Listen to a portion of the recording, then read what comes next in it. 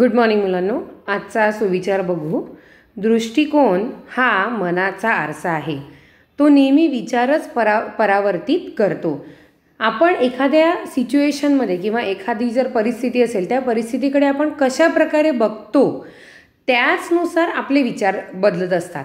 जसं एखादा आपल्याला सांगितलं गेलं की तुम्हाला हे नवीन काम करायचं आहे आणि तुम्हाला ते काम येत नाही, तर आपण जर असा विचार केला की अरे बापरे, मला हे काम देऊन दिलं, मला आता हे येत नाही, आता मी कसं करू, मग आपले विचारसुद्धा तसेच होतात. पण जर आपण असा दृष्टिकोन ठेवला त्या कामाकडे बघण्याचा की अरे वा, आपल्याला छान काहीतरी नवीन शिकायला मिळेल, मग आपले विचारसुद्धा पॉझिटिव्ह होतात आणि आपल्याला त्या कामामध्ये यश मिळत असतं.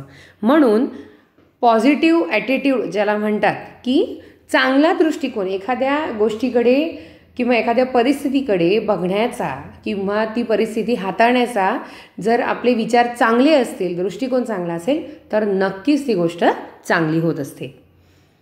मुलांना आम्ही हवे आहोत का हा पाठ बघत होतो. याचे ज्या लेखिका आहेत त्या आहेत शांता शेळके, ज्या प्रसिद्ध कवयित्री आहेत, गीतकार आहेत, लेखिका आहेत.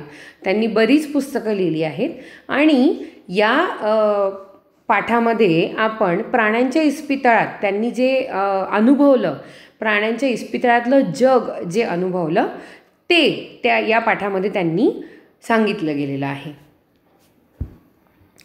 आपण हा पॅराग्राफ किंवा हा उतारा बघितला होता. मुंबईच्या परळ भागात एक इस्पितळ म्हणजे दवाखाना, ते जनावरांचं इस्पितळ आहे. ते आतून कसं बघायचं असं त्यांच्या मनात आलं. त्यांना तिथे तो दवाखाना जो आहे तो बघायचा होता.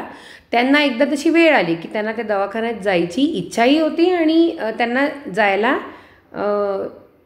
मिळालं सुद्धा. तिथे त्यांनी त्या कमानीच्या आत सहज प्रवेश केला. कमान म्हणजे जे प्रवेशद्वार असतं ते. त्यांना एक छोटीशी इमारत दिसली. त्यांना असं वाटलं की कदाचित ते कार्यालय असेल किंवा कचेरी असेल. कार्यालयाच्या दाराशीच भिंतीवर एक मोठी तसबीर आहे. तसबीर म्हणजे चित्र आहे, छायाचित्र किंवा फोटो. त्या तसबिरीत बैल, घोडा, कुत्रा, मांजर, शेळी अशी वेगवेगळ्या जनावरांची चित्र आहेत. खाली एक छोटंसं पण मनाला भिडणारं वाक्य आहे. आम्हाला तुमची गरज आहे, तुम्हाला आम्ही हवे आहोत का? आम्हाला तुमची गरज आहे, तुम्हाला आम्ही हवे आहोत का? म्हणजे प्राण्यांना माणसांची गरज आहे, पण माणसांना प्राणी हवे आहेत का? इथे हे जे चित्र आहे याच्यामध्ये तुम्ही बघू शकता की इथे हे वाक्य लिहिलेलं आहे. हे इस्पितळ आहे, इस्पितळाचं हे कार्यालय आहे आणि इथे ही तसबीर आहे आणि त्या तसबीरच्या खाली दिलेलं वाक्य आहे. माणसाच्या दयाबुद्धीला म्हणजे आपल्या मनामध्ये जे वेगवेगळ्या भावना असतात त्यापैकी दया, एखादा ज्याला पीटी असं म्हणतात. पीटी म्हणजे P.T नाही, पीटीएबल म्हणजे आपल्याला जसं एखाद्या व्यक्तीची दया येते, एखाद्या व्यक्तीसोबत किंवा कोणासोबत वाईट झालं तर त्यांना असं वाटतं अरे रे फार वाईट झालं त्याच्यासोबत. ही जी भावना आहे याला म्हणतात दयाबुद्धी.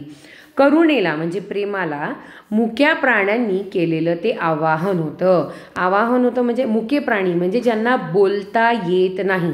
आता तुम्ही म्हणाल प्राण्यांना बोलता नाही येत, पण प्राणी आवाज करतात, पण आपल्यासारखी भाषा ते बोलू शकत नाही ना, म्हणून त्यांना मुके प्राणी असं म्हणतात. त्यांच्या भावना ते शब्दात व्यक्त करू शकत नाहीत, म्हणून ते मुके प्राणी. मुक्या प्राण्यांनी केलेलं ते आवाहन होतं म्हणजे विनंती होती की आम्हाला तर तुमची गरज आहे, तुम्हाला आहे का आमची गरज?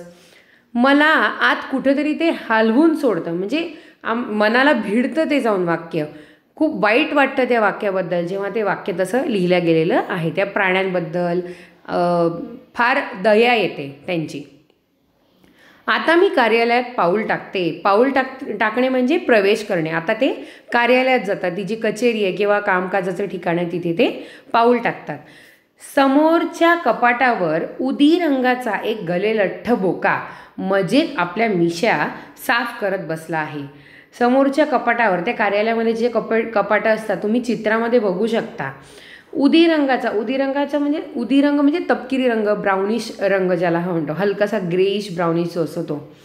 गलेलठ्ठ बोका, गलेलठ्ठ म्हणजे खूप लठ्ठ असा, जाडजूड असा बोका मजेत आपल्या मिशा साफ करत बसला. तिथे तो मिशा आपला साफ करून राहिला आहे असं दृश्य लेखिकेला तिथे दिसतं. मला बघताच तो कपाटावरून उडी मारतो आणि तो एकदम दचकून जातो. एक नवीन व्यक्ती त्या बोक्याला दिसते आणि म्हणून तो दचकून जातो आणि तो कपाटावरनं उडी मारतो आणि साहेबांच्या टेबलावर येऊन बसतो. तिथे जे काही काम करणारे लोक आहेत त्यांच्या टेबलावरती तो येऊन बसतो. लेखिका ज्या आहेत त्या अनोळखी आहेत, पण तिथे काम करणारे जे लोक आहेत ते सगळ्या प्राण्यांच्या ओळखीचे असतात आणि म्हणून त्यांच्याजवळ जायला त्यांना कुठल्याही प्रकारची भीती वाटत नाही. इस्पितळ बघण्यासाठी मी आले आहे असं मी त्या साहेबांना सांगते. आता तिथे जे लोक बसलेले आहेत, तिथे जे साहेब बसले त्यांना तिथे सांगितलं जातं की इस्पितळ बघण्यासाठी त्या लेखिका आल्या आहेत. बोक्याचं डोकं कुरवाळत ते माझं ऐकून घेतात. कुरवाळणे म्हणजे काय? हात फिरवणे. बोक्याचं डोकं कुरवाळत म्हणजे डोक्यावरनं हात फिरवत ते माझं ऐकून घेतात. ते ऐकून घेतात, अच्छा तुम्ही हे इस्पितळ बघायला आले आहेत का, बरं, आणि लगेच मला परवानगी देऊन टाकतात आणि लगेच ते होकार देतात त्यांच्या विनंतीला की हो ठीक आहे, तुम्हाला हे इस्पितळ बघायचं आहे तर तुम्ही ही बघू शकता. इतकंच नाही बरं, नुसती परवानगीच नाही देत ते, त्या व्यतिरिक्त मला सारं इस्पितळ, सारं म्हणजे सगळं इस्पितळ, इस्पितळातले सगळे विभाग किंवा इस्पितळामध्ये सगळे जेवढ्या खोल्या असतात त्या नीट दाखवण्यासाठी भरत नावाचा एक छोटा चुणचुणीत मुलगाही ते माझ्याबरोबर देतात. चुणचुणीत म्हणजे चंट किंवा उत्साही असा मुलगासुद्धा ते त्या लेखिकेबरोबर देतात की जेणेकरून व्यवस्थितपणे त्या इस्पितळामधल्या सगळे विभाग, सगळ्या खोल्या, तिथे असणारे प्राणी, त्यांच्याबद्दलची माहिती हे लेखिकेला तो देऊ शकेल. त्या मुलाचं नाव आहे भरत. हे शब्दार्थ दिलेले आहेत मी तुम्हाला. हे शब्दार्थ तुम्हाला वहीत लिहायचे आहेत. करुणा म्हणजे प्रेम, दया. आवाहन म्हणजे विनंती. उदी म्हणजे तपकिरी.